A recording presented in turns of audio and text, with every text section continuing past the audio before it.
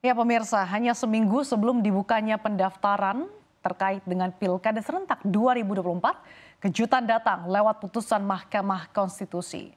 Tak tinggal diam, DPR RI langsung menggelar rapat kilat untuk merevisinya. Namun, gelombang penolakan rakyat lewat aksi peringatan darurat yang terjadi di sejumlah daerah mampu menggagalkan upaya pembangkangan yang dilakukan DPR. Dengan demikian mengacu pada putusan MK yang berlaku, maka membuat peta politik di tanah air berubah. Dan angin segar ini ibarat memberikan golden ticket untuk sejumlah calon kepala daerah dan parpol. Selengkapnya akan kami ulas untuk Anda dalam Anies hingga Arin bisa maju Pilgub 2024 ketiban berkah revisi Undang-Undang Pilkada. Kita lihat di slide yang pertama. Kita lihat yang pertama dari segi ambang batas pencalonan atau threshold menurut Undang-Undang Nomor 10 Tahun 2016 tentang Pilkada adalah 20% dari kursi DPRD atau 25% suara sah. Kemudian kalau kita lihat di sini pada putusan MK pada 20 Agustus lalu yaitu mengubah ambang batas pencalonan yang didasarkan pada jumlah penduduk. Artinya pencalonan kepala daerah dari partai politik disamakan dengan threshold pencalonan kepala daerah jalur independen, perseorangan, non-partai. Dengan kata lain, partai atau gabungan partai politik peserta pemilu bisa mengajukan calon kepala daerah meski tidak punya kursi DPRD. Misalkan PDIP yang hanya memiliki 15 kursi DPRD dan 14,01% suara sah. Semula tidak bisa mengusung kandidatnya di Jakarta. Sebab syarat minimal yang dibutuhkan sebanyak 20 kursi DPRD atau 25% suara sah.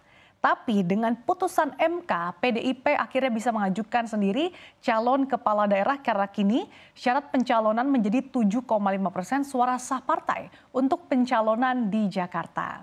Sementara itu dari keputusan Balik DPR yaitu mempertahankan ambang batas 20% kursi DPRD atau 25% suara sah dengan pelonggaran hanya berlaku untuk partai politik yang tidak punya kursi di DPRD. Selanjutnya dari segi batas usia minimum calon gubernur, menurut Undang-Undang Pilkada, batas usia paling rendah calon gubernur adalah 30 tahun. Sementara menurut putusan MK yaitu adalah batas usia minimum calon gubernur tetap 30 tahun, namun itu berlaku saat ditetapkan oleh KPU sebagai calon, bukan saat dilantik.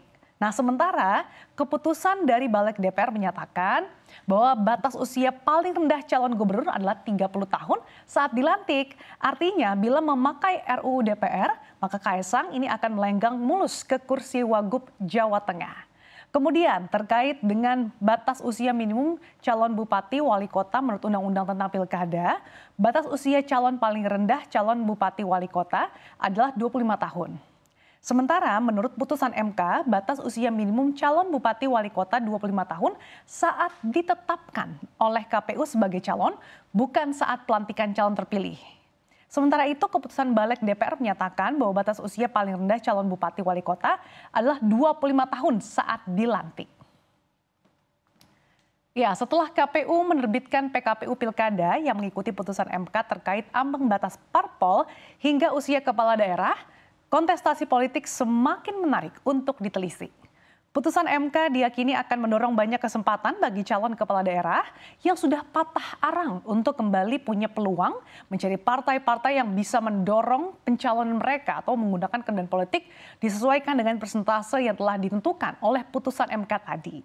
Nah, sama halnya dengan koalisi partai, sebab dengan aturan baru ini partai tidak perlu lagi berkoalisi untuk mengusung calonnya sendiri. Kita ambil contoh, setidaknya ada dua nih calon kepala daerah yang memiliki asa baru, yaitu Anies Baswedan dan juga Airin Rahmidiani. Anies sempat digadang-gadang maju Pilgub Jakarta oleh beberapa parpol, tapi partai-partai itu justru bergabung dengan Kim Plus dan justru mengusung Ridwan Kamil. Kemudian Anies dikabarkan bakal diusung oleh PDIP. Namun hingga saat ini masih digantung karena dikabarnya PDIP justru mengusung Pramono Anung. Politikus senior PDIP dan Pramono dikabarkan berduet dengan Rano Karno. Dan hal ini semakin diperkuat karena tadi juga kita sudah simak bersama, sudah tampak Pramono Anung dan juga Rano Karno telah tiba di KPUD Jakarta pagi hari ini. Di sisi lain, jika partai yang tidak memiliki kursi di DPRD DKI Jakarta seperti Hanura, Partai Buruh, Partai Umat hingga Perindo ini bersatu untuk mengusung Anies Baswedan, Tapi akumulasi suara mereka ini masih belum cukup untuk memenuhi syarat.